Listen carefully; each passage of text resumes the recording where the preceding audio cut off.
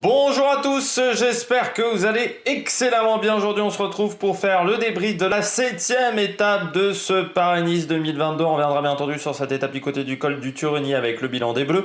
Ça n'a pas été foufou du côté des Français aujourd'hui. On passera également du côté des top et flop. On fera aussi la présentation de l'étape de demain qui va certainement être très spectaculaire. Rien n'est encore totalement fait du côté du classement général. Et ce qui est bien inquiétant quand même du côté de Primoz Roglic. Et puis wally walou, c'est le début de cette vidéo. N'hésitez pas à vous abonner à la chaîne, à réagir dans les commentaires, à mettre un pouce bleu bien entendu, à partager la vidéo sur les réseaux sociaux si vous pensez qu'elle peut intéresser votre entourage. Je vais essayer de faire court, comme ça elle sera en ligne tôt cette vidéo, elle sera en ligne avant 21h. Eh bien, on commence tout de suite sur cette étape. Ça a été intéressant. Bon, après, on le savait, hein, y avait de grandes chances que ça soit une course de côte. C'était quand même très prévisible et ça a été une course de côte avec une échappée qui a jamais eu beaucoup d'avance, qui est partie très tardivement en plus cette échappée. L'étape était en plus assez courte, 155 km seulement, donc avec certes une difficulté à 100 km de l'arrivée, mais qui n'était pas une difficulté très importante. Au final, on n'a pas eu de neige. Bon, vous le savez, hein, la magie de la météo, c'est que parfois on a des surprises. La probabilité, je vous l'avais dit hier, était de 55%. J'ai fait l'achat de météo, je vérifie également sur Google. Bon, voilà, on a toujours, je rappelle, la météo n'est pas une science exacte. On s'est beaucoup regardé dans le final et ça va peut-être coûter cher à Roglic pour la victoire finale parce qu'au final, deux fois finale dans la même phrase, les écarts sont pas énormes. Hein, quand on regarde attentivement, il y a encore deux coureurs qui sont dans la même minute que Roglic et demain ça risque d'être assez spectaculaire et ça risque d'attaquer un petit peu dans tous les sens du côté de nombreuses formations. On va revenir sur des problèmes, sur deux problèmes de cette journée. Alors certes en Italie j'ai vu qu'il y avait plein de soucis d'organisation sur Tirreno, moi j'ai pas encore tout vu. J'ai un gros décalage quand même sur Tirreno. Là je vais le récupérer cet après-midi je pense. Je vais essayer de le récupérer un peu cet après-midi. On va essayer. Du côté du premier problème, c'est le problème Kevin Geniet. Donc Kevin Geniet qui s'est fait écraser la cheville par un panneau d'interview sur la promenade des Anglais. Ça fait un petit peu quand même kermesse de village comme organisation. C'est-à-dire que normalement quand tu es à Esso, tu dois pas te faire avoir par les intempéries ou par les perturbations climatiques. C'est incroyable que là ce panneau se soit soulevé littéralement avec le vent. Si on savait que les panneaux pouvaient se soulever avec le vent, on n'était pas obligé de les mettre du côté des interviews, ou on pouvait se mettre à un endroit où il n'y avait pas de vent, on aurait pu se mettre du côté des interviews dans une salle intérieure. C'est assez incroyable quand même que du côté d'ASO, on n'a pas prévu un plan B, parce que vraiment, la blessure de Kevin Geniet, c'est de la responsabilité d'ASO ce soir sur cette blessure à la cheville. C'est assez incroyable ce qui s'est produit quand même. Donc le panneau publicitaire qui lui tombe dessus, ça fait vraiment kermesse de village. C'est pas digne d'un organisateur de course. Je trouve quand même que du côté de l'UCI, on nous avait fait un beau message l'année dernière avec les bidons. Je trouve que l'UCI attaque assez peu les organisateurs de course. Pourtant, quand on voit ce qui se passe, notamment du côté de l'Italie, du côté d'RTS, mais j'ai envie de dire que du côté d'RTS, c'est assez régulier depuis des années. Mais même à Esso, je trouve que c'est quand même moins bien en termes d'organisation qu'il y a quelques saisons du côté d'ASO. Je pense notamment au dernier Tour de France, l'étape de Pontivy, qui était très dangereuse. Là encore, sur cette étape-là, ce panneau publicitaire et les motos dans le Turini, on reviendra juste derrière. Je trouve quand même qu'il y a un petit souci d'organisation du côté d'ASO. L'Espagne, c'est pas encore tip top non plus. Je parle même pas des Pays-Bas, parce que là, on a souvent des trucs formidables au niveau des Pays-Bas aussi. Ça serait bien que de temps en temps que l'UCI, l'Union Cycliste Internationale, tape sur les coureurs, mais tape aussi sur les organisateurs de courses, parce qu'il y aurait beaucoup de choses à dire sur la manière qu'ont certains organisateurs de travailler, et pas que à l'étranger. Je pense en France, notamment du côté du Trobron-Léon. Alors, cette année, ça sera organisé du côté de ASO, mais la course l'année dernière, c'était une catastrophe d'organisation. Donc ça serait bien que quand les choses vont pas, de penser à la sécurité des coureurs aussi. Parce que là, très clairement, Kevin Genietz, on a eu de la chance qu'il avait le casque, parce que des fois, il y a des coureurs qui n'ont pas le casque quand ils arrivent, qu'ils le mettent vraiment au dernier moment. Enfin voilà, c'est assez incroyable cet accident, vraiment. Et puis les motos dans le Turini, on a failli avoir là aussi des grosses catastrophes. Heureusement que les coureurs sont quand même très habiles, parce que j'avais dit, hein, le Turini, c'est beaucoup d'épingles. Et j'avais dit les épingles au pied. C'est-à-dire que moi je suis pas pilote moto sur la course, quoi, hein. Je suis juste suiveur. Donc c'est-à-dire que si moi je le sais, les pilotes moto doivent le savoir. Donc si les pilotes moto le savent pas, il faut qu'ils arrêtent de faire ce métier-là. Enfin, les motos caméras là jusqu'à la Bologne-Vésubie, ça a été une catastrophe. C'est-à-dire que les mecs étaient vraiment sur le peloton, ils étaient beaucoup trop près. En plus, je dis toujours, mettre des caméras trop proches du peloton, ça fait souvent des images dégueulasses. C'est-à-dire qu'on voit pas l'entièreté du peloton, on voit pas ce qui se passe. Voilà, c'est pas beau en fait, ce genre de plan. Et souvent avec les bosses, la caméra fait comme ça. Et surtout, c'est très dangereux pour les coureurs là encore. Et puis, ça a une influence. Peut-être qu'à ce moment-là, si c'était, je sais pas, Arkea qui roulait à pleine vitesse, ça aurait pu avoir des conséquences sur une potentielle attaque de Quintana. Et oui, c'est quand même con quand c'est une mauvaise organisation qui a une influence sur la course. Donc j'espère que ça sera réglé et que voilà, les gens ont pris conscience que la sécurité, ça passe également par les organisateurs de course. On passe tout de suite au bilan des Bleus. Du côté du bilan des Bleus, pas de coureur au top aujourd'hui. Je pense qu'on va aller assez vite, hein, sur le bilan des Bleus. Ça a été un petit peu compliqué pour les Français.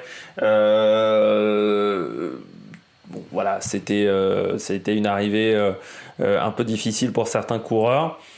Je commence avec Pierre Latour. Donc il n'y aura pas de point JR aujourd'hui parce que c'est un plus-moins. Donc ça reste au même score, -5. Autour de Pierre Latour. On a bien vu qu'en haute montagne, Pierre Latour, c'est trop difficile. Alors, Pierre Latour, encore une fois, sur les parcours vallonnés, sur les chronos, sur le plat, il sait se démerder aujourd'hui. Mais en montagne, actuellement, Pierre Latour, c'est pas suffisant. Et là, pourtant, aujourd'hui, on peut même pas dire c'est à cause des descentes. C'était enfin voilà, alors il y avait des passages quand même assez techniques dans les 50 derniers kilomètres, parce que je rappelle qu'on est passé dans des zones qui avaient été dévastées par les inondations il y a au moins 2 ans. Du côté de la Bologne-Vésubie, voilà, c'était les inondations de la Roya. Donc ça avait eu des conséquences énormes sur la vie de cette mini-région. Je ne sais pas si vous vous souvenez, Julien Doré qui avait fait une sorte de téléthon pour cette région-là. Qui avait fait une œuvre caritative, puisque un téléthon c'est à la télé, donc ça n'avait rien à voir. Mais il y avait quelques passages un peu techniques, voilà, où les routes sont encore en reconstruction. Mais bon, c'était pas en descente. Voilà, Pierre Latour, il a été en difficulté assez vite. On le voit à la sortie de la Bologne-Vésubie, il est déjà pas hyper bien placé. Alors après, du côté de Pierre Latour, il a un style qui est toujours saccadé. C'est son coup de pédale, je suis pas sûr que ça soit réellement hyper efficace. Je pense qu'il perd peut-être un peu d'énergie avec ce coup de pédale là, mais c'est un peu comme Mauri Van Sevenant, il se déhanche un petit peu dans tous les sens. Mais bon, on a bien senti qu'il était obligé à chaque fois de se remettre en danseuse, qu'il était à fond, qu'il était tout simplement à fond. Il craque à 8 bornes de l'arrivée. Au final, il perd 2 minutes, je crois, hein, sur cette étape là. Je crois même un peu moins de 2 minutes. 2,05, voilà, au classement de l'étape, bien 2,05. Juste devant Van Sevenant et derrière David de la Cruz, c'est pas suffisant aujourd'hui pour aller chercher un top 10 sur le prochain Tour de France. Moi j'avais dit je l'attendais au tournant sur cette étape-là, Pierre Latour. Il n'a pas vraiment réussi l'examen de passage, c'est-à-dire qu'on voit que Pierre Latour, face aux meilleurs, c'est trop limité pour gagner un grand tour. C'est un coureur qui est capable peut-être de faire top 15, mais mieux que top 15, non. C'est à rentrer dans le top 10, il faut qu'il y ait vraiment une hécatombe devant pour entrer dans le top 10. Donc, est-ce que Total prendra le risque de tout miser au niveau du général sur le prochain Tour de France ? Moi, je pense qu'il faudrait plutôt prendre 2-3 coureurs pour les côtes. Le petit Rodriguez également qui est pas mauvais. Et puis se concentrer sur les sprints, vu les coureurs que tu as dans ton effectif, avec notamment Sagan qui, je pense, sera quand même un peu plus performant à ce moment-là de l'année. Et puis pourquoi pas doubler Sagan avec un Bonifacio, ce qui peut toujours être intéressant. Mais voilà, ça suffira pas si tu mises tout sur Pierre Latour. Je pense que ça sera difficile pour cette équipe. Je continue du côté des Français avec Guillaume Martin. Là aussi, plus-moins pour Guillaume Martin. Il finit à 44 secondes aujourd'hui. Ça s'est quand même beaucoup regardé. Il finit quand même avec un petit écart sur Adam Yates. Il finit juste devant Wout Poels, mais qui a fait beaucoup de travail pour Jack Haig.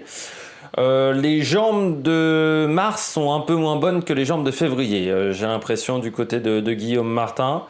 C'est pas le seul qui est dans cette situation-là, parce que Quintana aussi est un petit peu dans la même situation. Guillaume Martin, voilà. Je dirais qu'ils ont quand même mieux couru que d'habitude. Cofidis, enfin sur cette semaine. Malgré tout, Guillaume Martin s'est pas sacrifié pour Yonis Aguirre. Bon, pour moi, Yonis Aguirre était devant en général, donc il aurait mieux fallu tout mettre autour de Yonis Aguirre. Après, voilà, il prend la 9e place. Bon. C'est un résultat qui est quand même intéressant. Il finit quand même devant Vlasov de la Cruz, devant Parra et Pinte. Donc voilà, il finit quand même pas devant que des branquignoles derrière. Mais on aurait aimé peut-être un peu mieux. Puis Quintana, il voulait être entreprenant aujourd'hui. Il a fait rouler notamment Nicolas Hédé. J'ai pas trop compris encore. Autant je trouve que Nicolas Hédé, Quintana, ça marchait bien sur le Tour de la Provence. Là, j'ai pas trop compris la stratégie encore. Parce qu'on fait rouler Nicolas Hédé pour ensuite que Quintana se remette dans les roues. Alors, est-ce que c'était une stratégie pour essayer d'isoler Roglic pour voir? Parce qu'à ce moment-là, Roglic avait encore des équipiers. Donc, pour tenter vraiment d'isoler Roglic, ça n'a pas vraiment marché. Pour voir l'état de forme de Roglic, il n'y a pas vraiment eu d'attaque non plus. Donc, j'ai pas trop compris ce qu'on a tenté de faire avec Nicolas Hédé. Et du côté de Quintana, ensuite, on voyait bien que c'était un peu compliqué face à Martinez, Roglic et Yates. Que les jambes étaient une chouille moins bonne que ces trois-là. Malgré tout, c'est quand même une belle étape avec une 4e place. Donc du côté d'Arkea, c'est un plus-moins, encore une fois, parce que d'un côté, vous avez Quintana qui finit certes 4e, mais on a eu encore du mal à comprendre la stratégie du côté d'Arkea. Et puis flop aujourd'hui, c'est pour Gaudu. Rapidement, Gaudu, j'ai l'impression qu'on est en train de très mal gérer l'affaire Gaudu. Il n'est pas en condition depuis sa chute sur Paris-Nice. Je pense qu'il aurait mieux fallu qu'il ne fasse pas la fin de cette course, parce qu'ils sont en train, j'ai l'impression, de répéter la même erreur qu'avec Thibaut Pinot. C'est-à-dire de faire continuer un coureur qui n'est pas au top de sa condition physique, qui a l'air d'être blessé au dos, et ça peut s'aggraver. Une blessure au dos, il y a du repos. Voilà, c'est le seul truc quasiment que l'on peut faire. Donc je trouve qu'on prend des risques. On est au mois de mars. Bon, on peut retrouver des jours de course un peu plus tard dans la saison du côté de Groupama pour David Gaudu et changer légèrement le programme. On peut encore le faire au mois de mars. Fin avril, ça sera un peu tard pour changer le programme d'entraînement. Si il a un vrai problème de dos, je rappelle que Gaudu, c'est quand même une chance pour tenter de jouer le général. Pinot, sur Tirreno, il est quand même... enfin, on verra aujourd'hui, mais pour le moment, c'est une chouille en dessous de ce que font les top leaders. Donc si on veut se servir de Gaudu, il ne faut pas faire d'erreur dans la manière de l'utiliser. Et là, je trouve que c'est une erreur de l'utiliser de cette manière, alors qu'il n'est pas en condition physique. Là, il a acheté les premiers lacets de la montée du Turini, donc il ne sert pas à grand-chose à l'équipe. Il aurait mieux fallu le faire abandonner, vu que la condition physique n'est pas là. Surtout que là, on voit qu'il y a quand même pas mal d'équipes qui sont décimées, donc le faire arrêter n'aurait pas été, je pense, une mauvaise chose du côté de David Gaudu, parce qu'on voit, voilà, depuis 4 jours, il n'est pas en condition physique. Il a des douleurs au dos. On passe tout de suite aux coureurs au top. Attaque de Marlou! Du côté des coureurs au top, je commence avec Simon Yates. Simon Yates, pour moi, c'est le coureur le plus dangereux pour demain. Je vous le dis tout de suite, pour le général, c'est un coureur qui est très très dangereux, Simon Yates. Il est en bonne condition physique, on le voit. Il est vraiment... c'est quand même un coureur qui est toujours bon dans les étapes un peu punchy. Son seul défaut pour le moment, c'est que Bike Exchange n'est pas forcément la plus grosse armada sur la course. Mais il sait assez bien se débrouiller seul, Simon Yates. Et là, quand il a quand même plutôt bien suivi les attaques, je trouve. Il y a un moment, il se retrouve quand même assez distancé. Il était à une dizaine de secondes. Et il revient avec Quintana. Mais il m'inquiète pour demain, Simon Yates. Vraiment, je vous le dis, parce que c'est un coureur qui sait faire la différence. Les 46 secondes, c'est pas énorme. Il n'est pas encore foutu, Simon Yates. Et puis, même s'il n'a pas une grosse armada, tout le monde va attaquer la Jumbo demain. Faut bien se le mettre dans la tête. Tout le monde sait que demain, Roglic, il risque d'être un peu fébrile.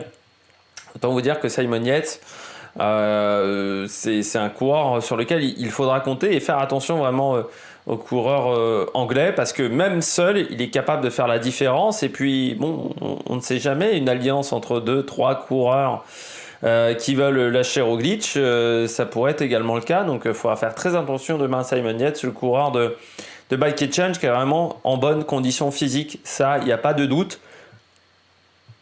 Et demain, c'est une étape qui lui correspond totalement. Je continue avec Daniel Felipe Martinez, le coureur d'Ineos. Belle étape de Daniel Felipe Martinez, belle étape de Ineos, qui a roulé très très fort en fin de journée, notamment avec Bilbao. Et puis derrière, on a vu l'avantage d'avoir deux cartes au général. C'est que Adam Yates fait la première banderille, et puis ensuite Martinez attaque juste quand Roglic revient sur Adam Yates. C'est très bien joué de la part de cette équipe. Et Martinez, là aussi impressionnant aujourd'hui. Deuxième en gérant, il n'est pas tout de suite dans la roue de Roglic pour le sprint. Et puis, il s'était peut-être mis dans le rouge aussi à un moment à vouloir suivre Roglic sur le plat. Dommage là aussi du côté de Martinez, c'est qu'il a laissé rentrer Simon Yates. Alors que si c'était entendu peut-être avec Roglic, ça aurait peut-être été plus intelligent, on va dire, pour tenter de prendre la deuxième place au classement. Bon voilà, après c'était une stratégie aussi, il mise peut-être tout pour la gagne, mais il a laissé rentrer Simon Yates dans le peloton, et puis Quintana, qui pourtant, je pense, Quintana à des moments sur la fin de journée, la fin de montée n'était pas incroyable. Et là, c'est peut-être une erreur de la part de Daniel Felipe Martinez, mais sinon, le coureur colombien est également en grande condition physique. Demain, Ineos, ils ont aussi la possibilité de mettre un coureur dans l'échappée matinale, et puis qu'ensuite Martinez retourne dessus. Donc, il faudra faire très, très, très attention à Daniel Felipe Martinez. Ça fait partie avec Simon Yates, ces deux coureurs qui seront très dangereux pour demain. Et puis, je termine avec Primoz Roglic. D'un côté, Primoz Roglic, c'est un coureur au top parce que course exceptionnelle, attaqué par Ineos, il s'en sort très bien. Quand il a vraiment fait le forcing, même Martinez avait beaucoup de mal à suivre sa roue, donc on voit qu'il est vraiment au-dessus du lot. Le problème, c'est que lui, fallait qu'il roule, et il n'a pas roulé, Roglic. Ce qui est assez incroyable, c'est qu'il y a un moment, il doit avoir 40 secondes d'avance sur le groupe Almeida. Et il laisse rentrer Quintana, Adam Yates, même Almeida sur le final. Ils se sont beaucoup regardés en fin d'étape. Et ce qui fait qu'au général Roglic, quand on regarde, Yates est à 47, 1 minute pour Martinez, alors Adam Yates est à 1,50, Quintana est à 2,04, Jack Haig à 2,12, Vlasov à 2,22, Lartour à 2,56. La tour de 56, c'est mort. Vlasov de 22, ça me semble aussi beaucoup. 2,04 pour Quintana, faudrait un gros mouvement de course. Par contre, Martinez, Yates, 47 secondes, 1 minute, ils sont toujours dangereux au général. Et quand tu vois la faiblesse quand même de la Jumbo sur cette course, parce que Kruijswijk a été éliminé quasiment en même temps que Rohan Dennis, C'est vrai que j'avais oublié que Kreuzweig était tombé lors de l'étape numéro 2. Donc lui aussi, il a peut-être des douleurs. C'est vrai que j'avais oublié qu'il était tombé dans l'étape numéro 2. Quand j'en ai parlé hier. Mais du côté de Roglic, pour l'instant, c'est toujours pas joué pour le général. Donc c'est quand même un petit peu inquiétant pour le coureur slovène. Il va falloir faire très attention parce que demain, il va avoir la pression. Forcément, il va passer une mauvaise nuit ce soir. Demain matin, lors des interviews, on va peut-être le rappeler 150 fois. Est-ce qu'il passera même aux interviews? Peut-être pas, parce qu'il va peut-être tout faire pour pas faire les interviews, pour pas qu'on lui parle de ça. Demain, étape très difficile à contrôler, 115 km. Beaucoup de difficultés pendant 90 km, même un peu moins de 90 km. Ça va être très condensé, ça va être montée-descente, un peu les montagnes russes. Il faudra faire très attention pour Coco. C'est vraiment pas forcément l'étape qui le favorise le plus. Si ça commence à se décanter devant et attaquer sévère, il ne sera pas aidé. Voilà. Donc il devra se débrouiller seul. Donc il devra être très fort demain à Roglic. En dernier jour de course, la situation qui s'est passée l'année dernière à Levens, ça peut se reproduire encore cette année. Et on passe tout de suite au bonnet d'âne. Premier bonnet d'âne du jour, c'est Alexandre Vlasov, le russe. Je m'attendais à un peu mieux de Vlasov aujourd'hui, seulement 12e à 1 minute 13. Hein. Il était pourtant dans le groupe avec Wout Poels, avec Jack Haig. Mais en fin de montée, il a craqué à 2-3 km de l'arrivée. Voilà, il a craqué le coureur neutre. Né en Russie, mais coureur neutre désormais. Alexandre Vlasov. Il n'y avait pas la même condition physique autour de la communauté de Valence. Même sur l'UAE Tour, il avait été quand même intéressant, surtout sur le chrono. Là, j'ai l'impression que c'est une chouille moins bien pour Vlasov. Lui, il sort aussi d'un gros bloc février-mars. Donc il a peut-être besoin un petit peu de récupérer et de prendre peut-être une semaine un petit peu de repos pour réattaquer sur un nouveau bloc de travail qui l'emmènera sur tout le mois d'avril avec pas mal de compétitions et sur le stage du mois de mai pour repérer les étapes du Tour de France. Mais j'ai trouvé Vlasov quand même moins bien là. Et puis bon, il a craqué vraiment dans le final. Il s'est peut-être mis dans le rouge parce que Vlasov, il avait tendance à une époque à se mettre dans le rouge. Après, bon, lui aussi, hein, pas aidé par la Bora qui n'a plus que 3 ou 4 coureurs au départ. Donc c'est vrai que c'est pas facile et peut-être un peu de fatigue physique. Mais voilà, Vlasov un petit peu en difficulté aujourd'hui. J'enchaîne avec Mollema.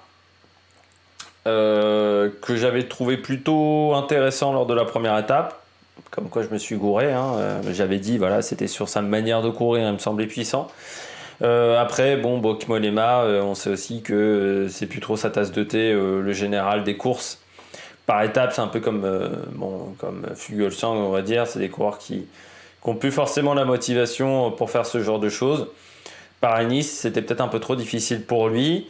Là où lui aussi, hein, il ressort il est déjà 17 jours de course, donc un mois de février, mars quand même assez intense. Lui aussi, il a peut-être besoin de prendre une petite pause dans cette deuxième partie du mois de mars avant d'attaquer un mois d'avril qui sera très chargé, qui l'emmènera sur le Giro et puis ensuite il sera également là sur le Tour de France. Donc voilà, il y a peut-être aussi le besoin de faire une petite pause. Voilà. Après ce Paris-Nice, c'est un peu de fatigue pour le coureur néerlandais. Et puis dernier flop, c'est Jorgensen qui finit à 7,30 aujourd'hui, Matteo Jorgensen. Je ne sais pas s'il s'est relevé, en sachant qu'il jouait plus le général, hein, Matteo Jorgensen, il joue plus le général depuis sa chute lors de l'étape de Mantes, de Orléans, pardon, pas Mantes-la-Ville. Mais bon, c'est dommage parce que voilà, ce col du Turini, il était quand même 14e au général, maillot blanc aussi dans ce classement. Donc voilà, il a perdu beaucoup de temps aujourd'hui. C'est Almeida qui reprend le maillot blanc en passant. Et c'est vrai que Jorgensen, voilà, qui a craqué aujourd'hui, peut-être trop dur cette dernière montée du col du Turini. C'est vrai qu'on a roulé fort quand même sur cette étape parce qu'on était à 38, 355. Il y a quand même une partie de course où ça a roulé fort, surtout qu'il y avait quand même du vent de face aussi. Mais voilà, Jorgensen, il a complètement... il finit avec Rohan Dennis, avec Mühlberger qui était dans l'échappée ce matin. Mais je ne l'ai pas trouvé incroyable, même le moment où je l'ai vu à l'image, parce qu'il était un court moment à l'image, on le voyait plutôt en difficulté. Donc voilà, Jorgensen, c'était quand même le coureur sur lequel j'avais décidé de mettre un petit peu une grosse cote, j'ai envie de dire, avant ce départ de Paris-Nice, et comme quoi je me suis un peu planté sur son résultat de course. On passe à l'étape de demain, étape numéro 8. On partira de Nice pour arriver à Nice. On retrouve la promenade des Anglais à l'arrivée de cette étape. C'est devenu un classique sur ces 15 dernières années, parce qu'on avait eu le classique contre-la-montre au Col d'Èze pendant très longtemps à l'arrivée de Paris-Nice. Et puis c'est vrai que, alors je ne sais plus si c'est 2004 ou 2005, la première fois on a eu un parcours autour de Nice, où les organisateurs voulaient un petit peu dynamiter la dernière étape, la montée vers le Col d'Èze, qu'on ne trouvait pas très difficile. Et c'est à partir de ce moment-là qu'on a commencé à faire ce parcours. On se souvient notamment de Grayson Sanchez, on se souvient de Contador, de Marc Soler, aussi, de plein d'arrivées comme ça qui ont été spectaculaires lors de cette dernière étape. Ça risque d'être le cas encore cette année. On partira donc de Nice pour une étape de 115 km très courte, très condensée. Au bout à 100 km de l'arrivée, on prendra la première difficulté de la journée. La côte de Levin, 6 km 3 à 5,8% de moyenne, côte de deuxième catégorie. Côte de Levins, vous la voyez tout de suite, c'est entre 6 et 5% tout du long, mais c'est 6 km, donc c'est pas très long non plus, mais ça reste une petite pente. Il faut donc bien s'échauffer sur le home trainer lors de la matinée. Et puis les Levins, pour ceux qui s'en souviennent, c'est un très mauvais souvenir pour Primož Roglič, c'était l'arrivée de l'étape de l'année dernière, le sprint intermédiaire au kilomètre 24.5 est même peut-être situé au même endroit que la ligne d'arrivée du côté de Levins, où c'était un circuit pour ceux qui s'en souviennent. On redescend et puis très vite on enchaîne après cette descente sur la côte de Châteauneuf, 5 km 4 à 4,5% de moyenne. Cette côte de Châteauneuf également classée en deuxième catégorie. Il y a un passage compliqué entre le km 2 et le km 3 à 6,5%. Le dernier kilomètre et demi est quasiment plat. Donc voilà, c'est pas non plus une côte difficile, c'est une côte de 4 km. Même si elle est annoncée à 5,4, c'est vraiment 4 km, c'est pas la côte la plus, je dirais, c'est la côte la plus facile de la journée, cette côte de Châteauneuf. Et puis on redescend vers Contes au kilomètre 44, c'est-à-dire qu'on sera à 80 bornes de l'arrivée, un peu moins. Et on attaque la côte de deuxième catégorie, la côte de Beers-les-Alpes, 6 km 5 à 5,8% de moyenne. Côte de deuxième catégorie, km 51,5 pour le sommet. Côte de Beers-les-Alpes, un peu plus difficile que les précédentes, avec notamment deux derniers kilomètres, qui seront un peu plus difficiles. Mais vous voyez, là on sera un peu plus proche des 6% au niveau du dénivelé moyen. Donc c'est un peu plus difficile. Après ça reste quand même une côte de deuxième catégorie. Mais ça sera après un passage de 3 difficultés quasiment d'affilée. Donc parfois si on s'est mis dans le rouge, si on n'a pas bien géré son effort, eh bien ça peut être un peu compliqué. On aura ensuite une descente pas très pentue, on va dire une petite portion presque de vallée avant la première côte de première catégorie du jour, la côte de Paye, 6 km 6 à 6,9% côte de première catégorie. Cette côte de Paye, c'est pas régulier, malgré le fait qu'on voit que c'est tout le temps rouge sur le graphique. C'est parce qu'entre le kilomètre 2 et le kilomètre 3, on est à 8,9%, donc on est à la limite avec le noir, parce que sur Pro Cycling Stats, le noir c'est 9%. Et puis vous voyez que le kilomètre d'après c'est 7,6, ça redescend en 6,3, ensuite à 6,5, mais la pente n'est pas totalement régulière, c'est vraiment une côte qui va être intéressante. Et puis ensuite on redescend pas très vite vers la Turbie, ça va être une longue descente, donc c'est à dire que même s'il y a un coureur qui s'échappe en haut de la côte de Paye, c'est-à-dire à une cinquantaine de kilomètres de l'arrivée, il y aura cette longue descente qui sera pas vraiment propice un coureur échappé devant, même si ça reste des routes assez techniques, ça devrait être à l'avantage du peloton, avec une petite remontée pour le sprint intermédiaire à la Turbie, à côté du centre d'entraînement du club de Monaco, kilomètre 80.5, et puis on redescendra vers Nice, et on tournera ensuite sur la gauche, je crois, pour éviter la promenade des Anglais et pour prendre le col d'Aise. Alors le col d'Aise, 6 km 1 à 7,6% de moyenne, côte de première catégorie. Il y a la côte des 4 chemins et puis ensuite la montée complète avec le col d'Aise. Le côte des 4 chemins, elle s'arrête au niveau du replat. Et ensuite le col d'Aise, et vous voyez le passage le plus difficile, c'est entre le kilomètre 2 et le kilomètre 3 à 12,6% de moyenne.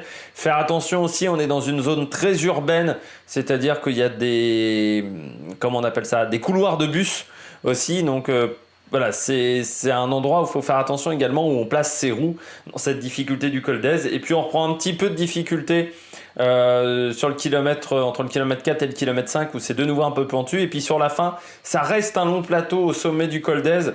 Ça ne descend pas tout de suite. Et ce passage, ce kilomètre et demi, c'est 2 kilomètres après le col d'Aise. Il faut faire très attention. Et puis ensuite, la descente du col d'Aise, très très technique, très rapide sur la fin. On peut dépasser facilement les 90-95 km/h. À un moment, il y a une longue courbe sur la gauche. Vous allez voir, ça va aller très très vite. Et avant 2-3 km sur le plat, avant d'arriver à la promenade des Anglais du côté de Nice. On passe à la météo de demain. Du côté de la météo, faire attention, il fera entre 8 à 9 degrés avec un vent d'est qui sera de face en majorité dans les difficultés et également dans les descentes, mais il faudra quand même faire attention. Le vent, il sera entre 40 et entre 20 et des rafales à 40 km/h. Et puis faire attention surtout, il y aura de la pluie demain, c'est quasiment sûr à 95%. Demain, il y aura de la pluie. L'intensité pourrait être très forte pendant la nuit et un peu moins forte le lendemain matin, mais la route sera très humide.